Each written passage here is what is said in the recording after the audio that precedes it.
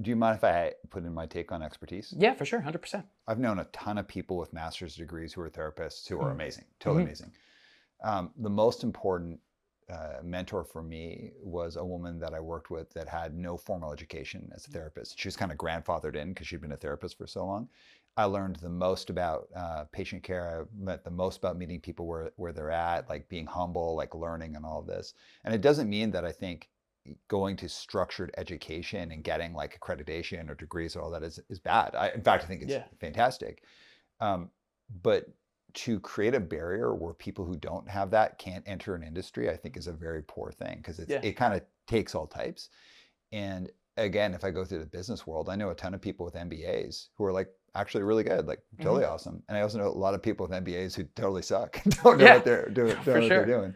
For me, it's so much more about like how people learn and apply what they learn, how quickly they're able to do that, how self-reflective they are, and then their ability to like find sources of coaching or mentoring and like really bring all that stuff in. Yeah. So I don't think there's an either or, but where I always get a little sticky is like barriers to entry into an industry and also like pay rates are associated with that. Yeah. Because someone who has a master's level is going to get paid more with someone who doesn't have a master's, but that doesn't mean they're actually better at their job. And those are like concern things where from an industry perspective, I always like, I don't know, I think there's better ways of doing stuff.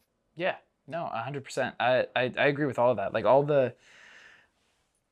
the most important things that I've learned, like I've learned important things from people like my first fencing coach, Victor. He had gone to school in the Ukraine to become a fencing coach. Like, and he is absolutely phenomenal. He's one of the best coaches I've ever met.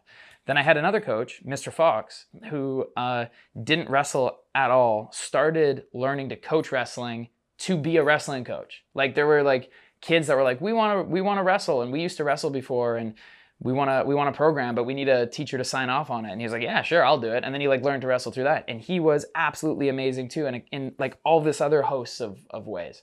So I've learned from all sorts of people. And I think what you're saying in terms of like going and searching out like mentorship is probably the most important thing. Like finding people that are doing what it is that you love to do, that have been doing it for a long time and have ways of applying it, because everybody in life finds their own ways to go about things. And that doesn't mean that it's your way, but seeing how somebody else does something can help you shape the way that you do it. Oh, okay, was that an easier way for them? Does that way work for me?